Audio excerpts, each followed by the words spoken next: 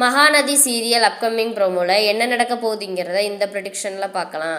நம்ம காவேரி காவேரியோட அப்பா வீட்டை பசுபதி தான் வீடு உங்கள் அப்பா கடை வாங்கி என்கிட்ட கடை வாங்கினாரு, அதுக்கு பதிலாக கடை கட்ட முடியாட்டி இந்த வீட்டை எடுத்துக்க அப்படின்னு சொல்லி கையெழுத்து போட்டு கொடுத்துருக்காருன்னு சொல்லி ஒரு பொய்யான பத்திரத்தை ரெடி பண்ணி வச்சுக்கிட்டாங்க.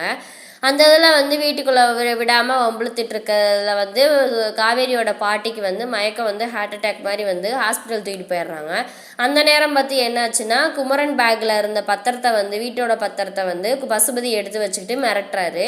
அந்த நேரம் பார்த்து நம்ம விஜயும் கால் பண்ணுறாரு காவேரிக்கு. என்னங்க சொல்லுங்க அப்படின்னு சொல்லி கேட்கவுமே விஜய் கொடைக்கானலில் இருக்கியா அப்படிங்கவும் ஆமாம் அப்படின்னு சொல்லி காவேரி சொல்கிறாங்க.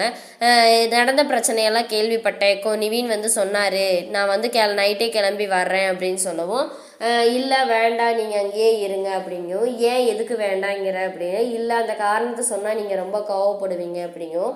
ஏன் உன் வீட்டு பிரச்சனையை நீயே பார்த்துக்கிறேன்னு சொல்ல போறியா அப்படிங்கும். அதான் தெரியுதுல்ல அப்புறம் ஏன் மறுபடியும் கேட்குறீங்க அப்படிங்கும்.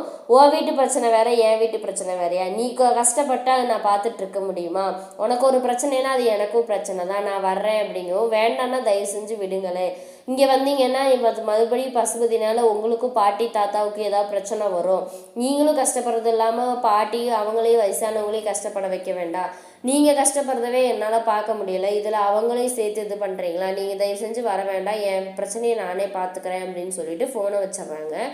விஜய்க்கு ரொம்ப ஃபீலிங் ஆயிடுது, என்ன காவேரி இப்படி மூஞ்சில் அடித்த மாதிரி சொல்லிட்டேன் அப்படின்னு சொல்லிட்டு ரொம்ப ஃபீலிங் ஆயிடுது. அப்புறம் உங்கள் தாத்தாவும் 2 பேரும் உட்காந்து ட்ரிங்க்ஸ் பண்ணிகிட்டு இருக்காங்க.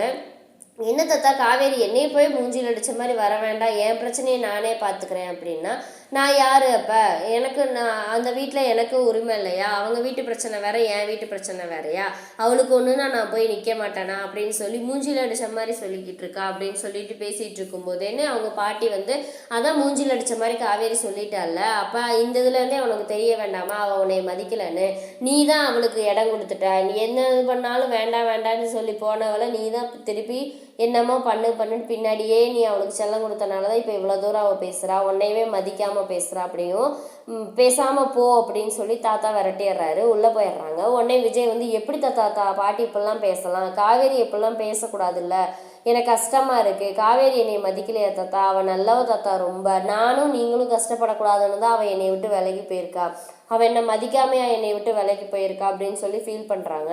உடனே பாட்டியை சொல்லி வச்சுக்கோங்க, இல்லைன்னா ஏதாவது நான் சண்டை போட்டுற போகிறேன் அப்படின்னு சொல்லிட்டு இருக்கோமே, என்ன தாத்தா ஒய்ஃபை பேசணுன்னு உங்களுக்கு கோவம் வருது, அப்போ அது மாதிரி தானே எனக்கும் இருக்கும் அப்படின்னு சொல்கிறாங்க. இல்லைப்பா அதெல்லாம் ஒன்றும் இல்லை அப்படின்னு சொல்லிட்டு பேசிக்கிட்டு இருக்காங்க. அதுக்கப்புறம் இங்கே காவேரி சாரதா எல்லாமே வீட்டுக்கு வந்துடுறாங்க. வீட்டில் நிவினும் நம்ம யமுனாவும் வர்றாங்க. ஒன்றும் இல்லைம்மா நாங்கள் வக்கீல்கிட்ட பேசிட்டு தான் வரோம், எப்படியாவது நம்ம சரி பண்ணிடலாம் அப்படின்னு சொல்லி பேசிகிட்டு இருக்காங்க. கேஸ் போட்டால் ஒரு 2 வருஷமாகவும் ஆகும்.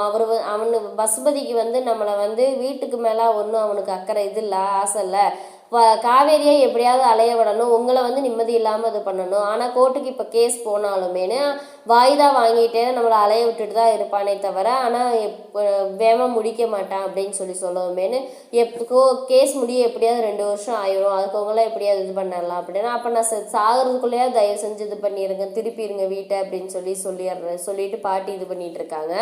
உடனே சாரதா தயவு செஞ்சு இந்த விஷயத்தில் யாருமே தலையிடாதீங்க, உங்கள் அப்பாவுக்கு அவரோட ஆசை என்னென்னா ஒவ்வொரு ஆளையும் நல்லபடியாக வாழ வைக்கணுங்கிறது மட்டும்தான், கங்கா நீ தயவு செஞ்சு இந்த பிரச்சனையிலேருந்து நீங்கள் தலையிடாதீங்க யாருமேனு, அது எல்லாத்தையுமே நான் பார்த்துக்கிறேன், எப்படியாவது நிவின் தம்பி சொன்ன மாதிரி கோர்ட்டில் கேஸ் போட்டாவது நான் ஓடி நான் ஜெயிச்சுக்கிறேன், நீங்கள் அவங்க அப்பா உங்களை என்னென்ன ஆகணும்னு ஆசைப்பட்டாரோ அதை நீங்கள் செய்யுங்க அப்படின்ட்டு கங்கா நீ நல்ல பணக்கார வீட்டில் வாழணும்னு நீ ஆசைப்பட்டேல, காசோட வாழணும்னு ஆசைப்பட்டேல, அந்த முயற்சி நீங்கள் எடுங்க.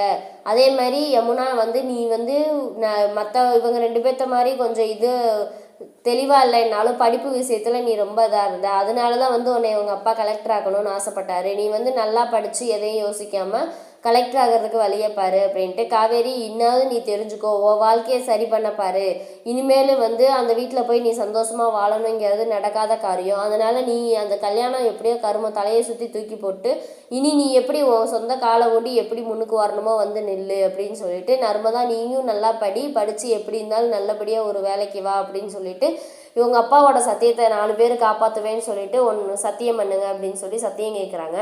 அதே மாதிரி அவங்க அப்பாவோட ஆசை என்னென்னா 4 பிள்ளைகளும் ஒரே இடத்துல வீடு கட்டி சந்தோஷமாக இருக்கணுங்கிறது தான் ஆசை.